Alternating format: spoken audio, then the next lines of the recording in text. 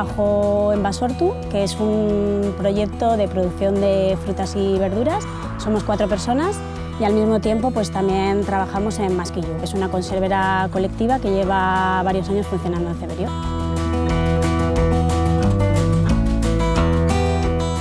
Todos los que conformamos y todas las que conformamos Masquillo usamos Masquillo como una herramienta más, como si fuese el tractor. Todos venimos de tener huerta y de tener un proyecto de agroecología. La mayor dificultad que encontramos al principio era que no teníamos ni idea de nada, ni idea del sector agroalimentario. Entonces veníamos de una experiencia en la que en la huerta y acompañados desde el sindicato y de otras productoras, la información siempre fluye, te dan consejos, te dicen todo lo que tienes que hacer y de repente llegas al sistema agroalimentario y no tienes acceso a la información, no tienes acceso a cómo se hacen los tratamientos y es difícil acceder a la información, no es tan pública, ¿no? Te topas contra ese sistema. Empezamos en esta historia después de que saliese el proyecto Nekazal Gunea y también porque sentimos que había una demanda en la comarca. O sea, no había ninguna infraestructura de transformación de alimentos en ese momento y los productores y las productoras de la zona pues sentían que era importante tener una herramienta un poco que pudiesen utilizar. Así que llegamos a la conclusión de que, bueno, que la mayoría de las producciones eran producciones pequeñas, gente que tiene 1 hectárea o 2 hectáreas, que hace venta directa y que no tenía salida para sus excedentes. Por lo tanto, pues necesitábamos una conservera pequeña y de carácter artesanal que pudiera un poco dar respuestas a estas demandas.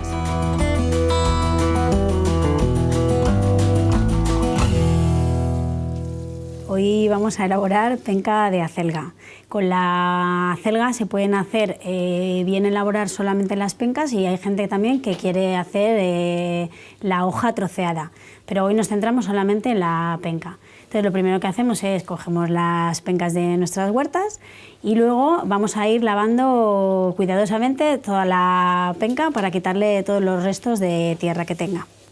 Dependiendo del bote que vamos a utilizar, vamos a cortar las pencas en distinto tamaño. En este caso vamos a hacer una penca en bote de 720, entonces lo primero que hago es cojo una penca guía y con esa es con las que voy a cortar el resto de las pencas. Ya tengo el tamaño cortado.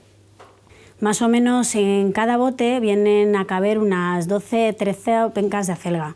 Entonces, bueno, vamos a ir lavándolas posteriormente, siempre para que quede todo bastante limpio, y luego vamos a preparar una salmuera.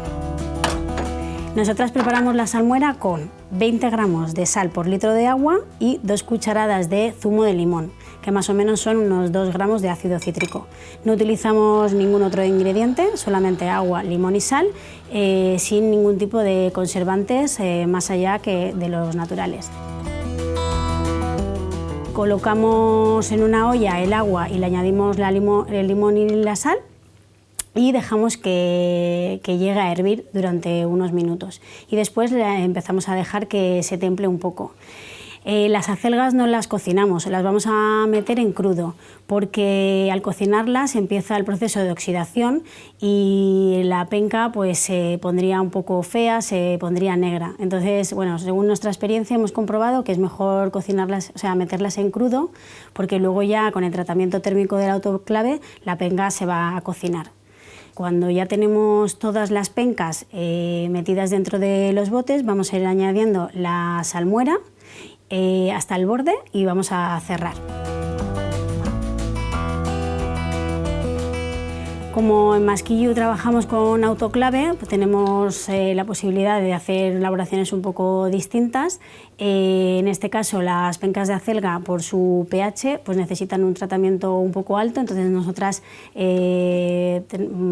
cocinamos la acelga a 121 grados durante 4 minutos.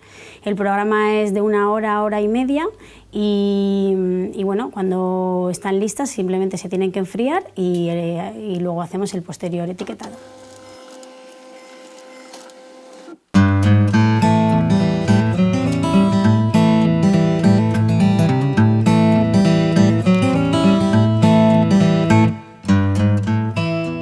Instalarse de manera colectiva también tiene su dificultad porque al final estás trabajando con diferentes personas, con diferentes individualidades, entonces yo creo que también la parte positiva es que al final consigues que el colectivo, bueno, pues que la mayoría de las responsabilidades se puedan repartir entre las distintas personas y esto puede disminuir la carga de trabajo y luego también aprendes de tus compañeros y de tus compañeras, ¿no? Al final también ves que tú miras las cosas de una determinada manera, pero hay gente que las está mirando desde otra óptica y que muchas veces también son interesantes. Yo creo que dentro de los retos de comercialización diría que es fundamental que expliquemos bien nuestros proyectos, qué estamos haciendo, quiénes somos y cómo lo estamos haciendo y por qué lo estamos haciendo. O sea, que la gente, que la ciudadanía esté un poco más informada para que luego tenga mucho más elementos para decidir a quién compra, ¿no? Nosotras como Masquillo tenemos varios retos en cuanto a la comercialización.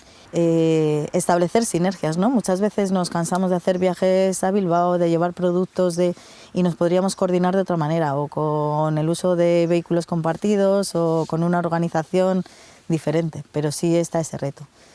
Y la tercera pata para mí es que no podemos competir con las conservas ecológicas que actualmente están en los mercados, porque ahora en cualquier supermercado te puedes encontrar conservas ecológicas. Es como, ¿qué aportamos diferente? ¿Qué valor tiene lo nuestro?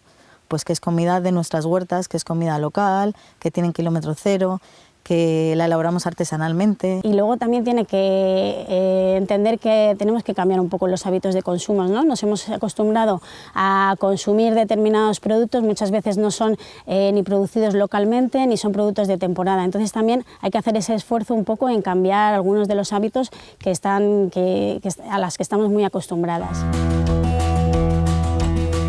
Yo sí que animaría a la gente a que den el paso si sienten que tienen ganas. Si en mi caso seguramente yo no lo hubiese hecho si no hubiese sido posible hacerlo en colectivo. Muchas veces también porque es un sector en el que no tienes experiencia, porque no tienes dinero para realizar las primeras inversiones, porque además estás creando una familia, eso pueden ser obstáculos para que la gente no se decida a dar el paso. Es importante como tener claro qué quieres hacer, pensarlo bien, definir tu proyecto. Yo sigo diciendo como ir poco a poco, no endeudarte hasta que no sepas que esto te gusta y que quieres ir por ahí, no hacer grandes inversiones.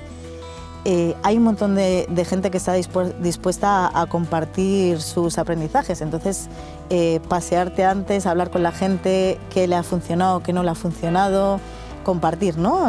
Establecer como no solo trabajar en colectivo, sino líneas de apoyo con otros productores, productoras o otras experiencias similares. Yo creo que es interesante buscar aliados y aliadas, gente que tenga las mismas más o menos condiciones y necesidades que tú y que se empiecen a hacer los primeros pasos juntas. No quiere decir que vaya a ser para siempre, pero los comienzos yo creo que son bastante difíciles, entonces esa ayuda desde el comienzo de socializar inversiones, de socializar espacios, de socializar incluso los aprendizajes, yo creo que es interesante y que hay que ponerlos también en valor, ¿no?